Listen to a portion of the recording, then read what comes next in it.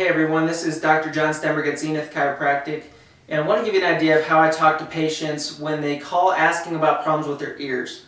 Now, practicing upper cervical chiropractic, we end up seeing a lot of folks that have neurological symptoms or conditions, and they're looking for answers, especially when they've not found them in other healthcare settings, including conventional chiropractic. Now, a lot of the symptoms that folks will describe is ringing in the ears. Could be that high-pitched squealing that you hear. Could also be sort of like a staticky sound, white noise that's always in the background. A lot of folks will experience aural fullness, basically a sense of fullness in the ear where it just kind of feels plugged as if it's not draining. Sometimes it sounds like you're hearing underwater and things like that. Often these symptoms will accompany things like vertigo, dizziness. If you're familiar with Meniere's disease, then you know that that encompasses all of those symptoms and some others. And the way that I explain it to patients is twofold. Number one, it's that chiropractic adjustments are not designed to cure problems with the ears. That's really not the objective. Now, the objective is to improve the alignment and the mechanics of the spine and to reduce a stress response in the nerve system. Now, that second part relating to the nerve system is where these types of symptoms can come in. Let me give you an example. So a lot of folks are familiar with the concept that if you throw out your back, let's say you herniate or injure a disc in your low back, it pinches a nerve, causes the muscles around the back to spasm. Right? We're all very familiar with that type of experience. Even if you've not had it yourself, you might have known someone who has. Now, the same type of thing can occur with other muscles in the body. Let me explain how that applies to the inner ear. So in the ear, there's a Eustachian tube.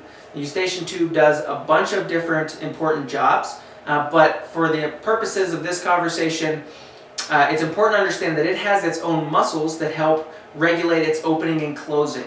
So if you're flying in a plane and you increase in altitude when you clear your ears, those muscles are acting to openly engage and decrease pressure that builds up on the inside of the ear.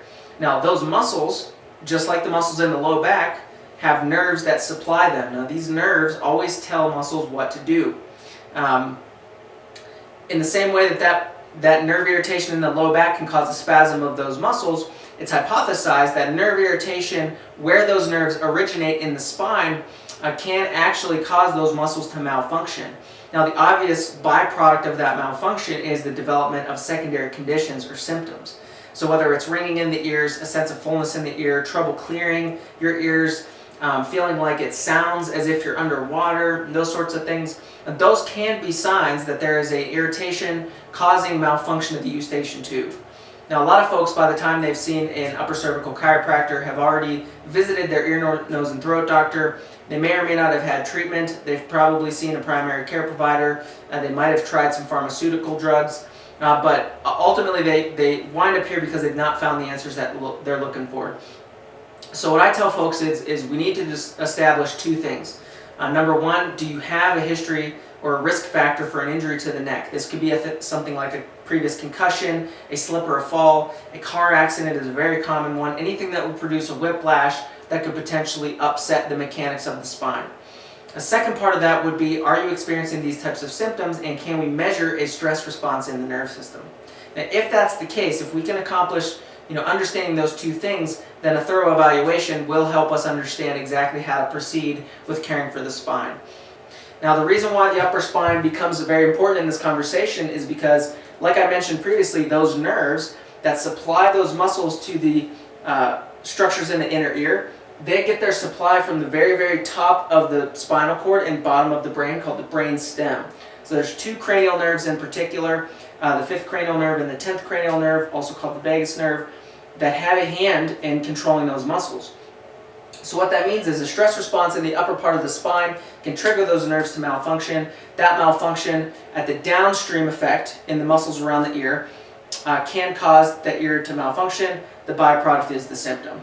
So our process is, let's exactly reverse engineer that. Let's go back to the original source, see if we can correct the neck, if we can make improvements there, if we can reduce the stress response in the nerve system, then symptom alleviation is not only a natural and normal byproduct, but then you also gain the added benefit of restoring function. And that's really what is at the heart and soul of managing this type of thing. If you have questions, concerns, comments on anything that's unclear about that relationship, please let me know in the comments and we can address those.